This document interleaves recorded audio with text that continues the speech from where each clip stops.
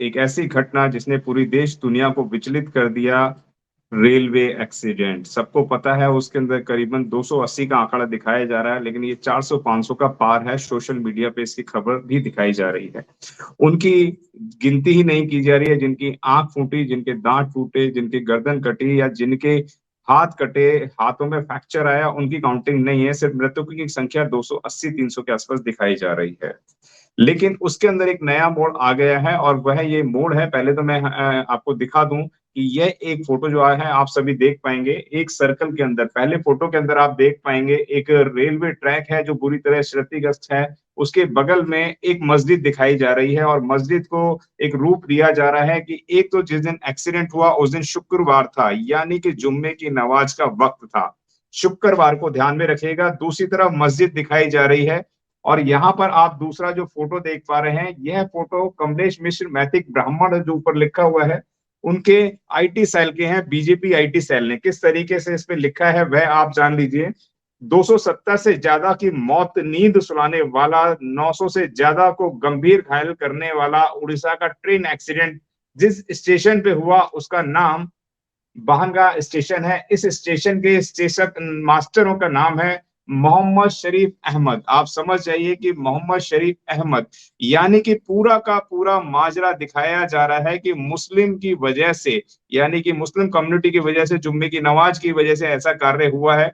इसी विषय पे बात करने के लिए हमारे साथ करमवीर सिंह बौद्ध हैं, जो लगातार सोशल मीडिया पे अपनी बात को प्रखरता से रखते हैं। स्वागत है सर आपका हमारे चैनल में।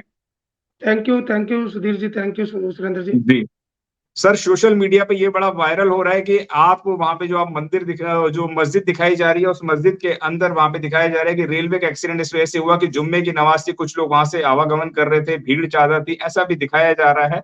और वहां पे मस्जिद थी, शुक्रवार का दिन था, इस वजह से यह एक्सीडेंट हुआ है। और दूसरा इसका जो छींकला फोड़ा जा रहा है वह स्टेशन मास्टर पे छोड़ा जा रहा है कि वो एक मुस्लिम थे। क्या कहना चाहेंगे, किस नजर से आप देखते हैं सर? सुरेंद्र जी, बहुत ही दर्दनाक घटना जो पूरे देश को झंझोर कर रख दिया कि इतनी परिवारों में से इतने कम से कम 300 लोगों की जानें, जैसे कि मीडिया के माध्यम से हम सुनाई दे रहे हैं कि 300 लोगों की जानें चली गई हैं और हजारों लोगों की जो ना घायल हुए हैं। कि इतना बड़ा हादसा देश के लिए बहुत ही दर्दनाक है।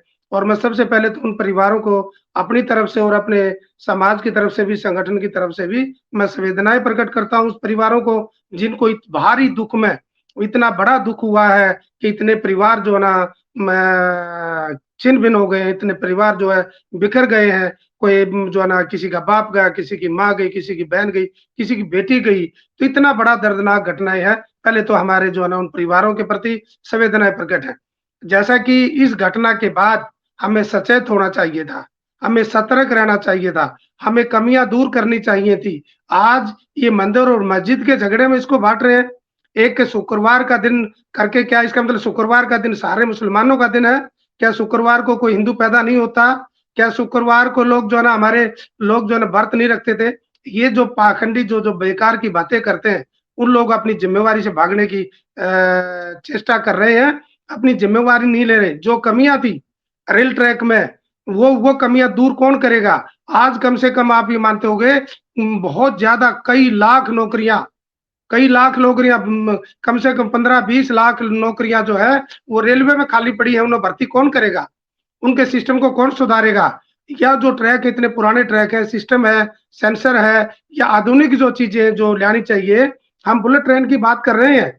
क्या बुलेट ट्रेन, जब आपकी ये ट्रेनें जो इतने कम स्पीड की, उनको आप कंट्रोल नहीं कर पा रहे, क्या आप लोग जो है बुलेट ट्रेन को जो है कंट्रोल कर पाएंगे?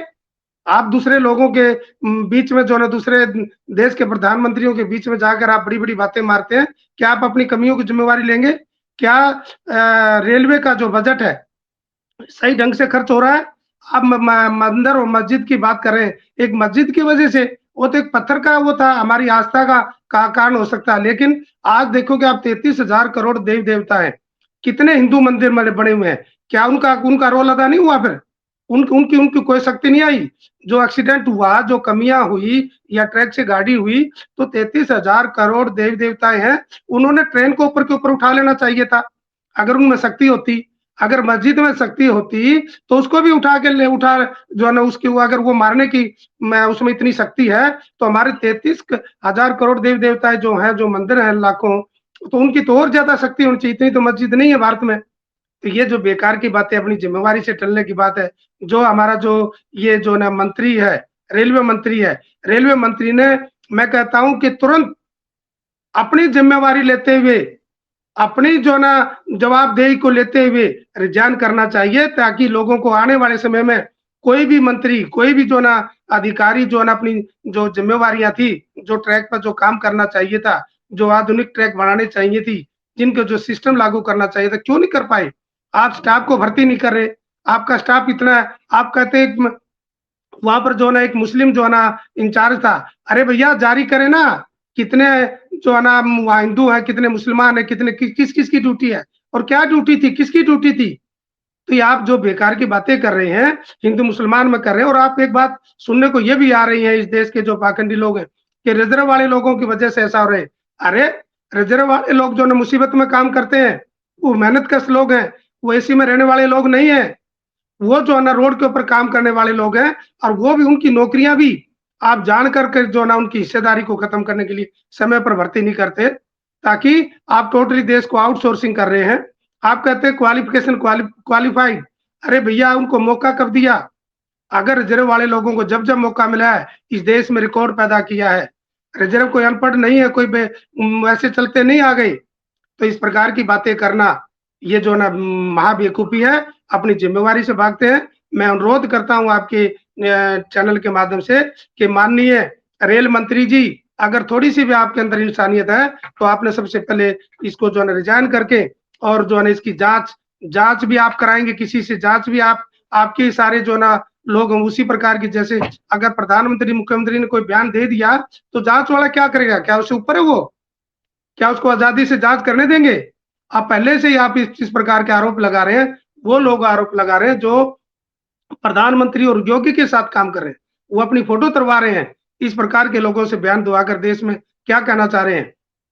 तो इसलिए मेरा अनुरोध है कि जो ना आप अपनी जिम्मेवारी को लें और जिन लोगों के साथ इस प्रकार का हादसा हुआ है उन लोगों को तत्काल जो है ना परमवीर जी, इस पे मैं एक बहुत जो है सोशल मीडिया पे बड़ा ट्रेंडिंग हो रहा है और वो मैं आपको बता देता हूँ। और उसमें कहा जा रहा है कि जितने भी लोग आरक्षण से आते हैं वह सही से काम नहीं करते हैं, इस वजह से देश में ऐसी दुर्घटनाएं होती हैं।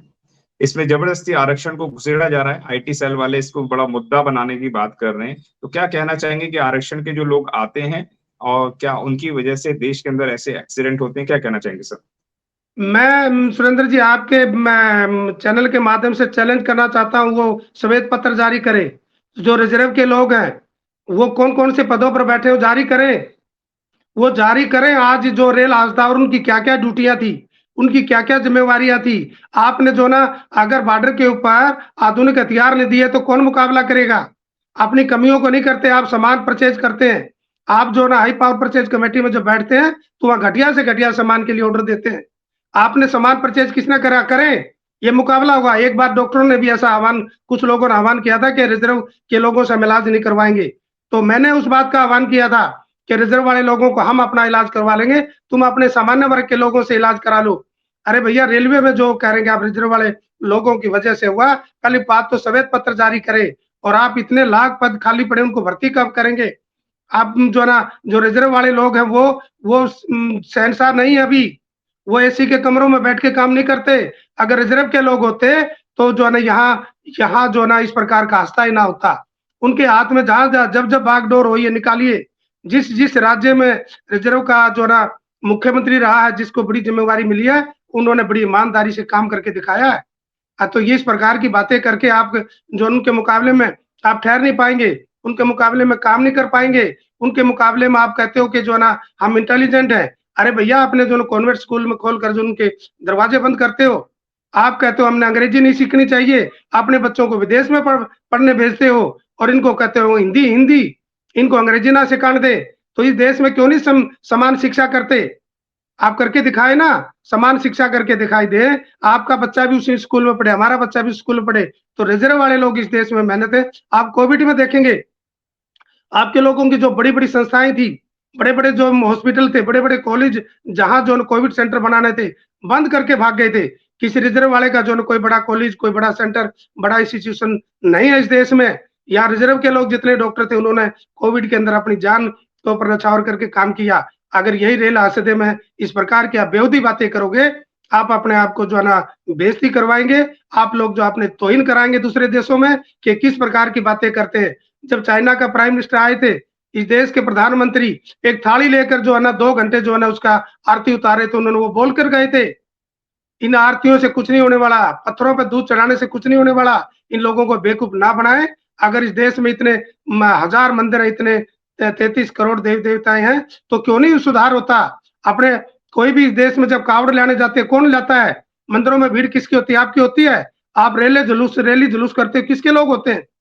तो इसलिए साथियों मैं अनुरोध करता हूँ इस देश के बहुजन समाज के लोगों को, साथियों एकजुट हो जाओ। ये बेकार की चीजें, इनके दुकानों से सामान लेना बंद कर दें, इनके मंदिरों में जाना बंद कर दें, इनकी रैलियों में जाना बंद कर दें। आप देखेंगे कि ये तो भूखे मर जाएंगे, ये आपके पैरों में गिरेंगे। इसलिए रिजर्व रिजर्व की बातें कर करके हमें डेमोरलाइज करते हैं, हमें जो है ना ये छोटा दिखाने की बात करते हैं। लेकिन अब हम आपकी बातों को जाल में नहीं फंसेंगे। अब हम जागरूक हो चुके हैं। कितना अन्याय करोगे, जितना अन्याय करोगे, हम उतने ही जागरूक होंगे।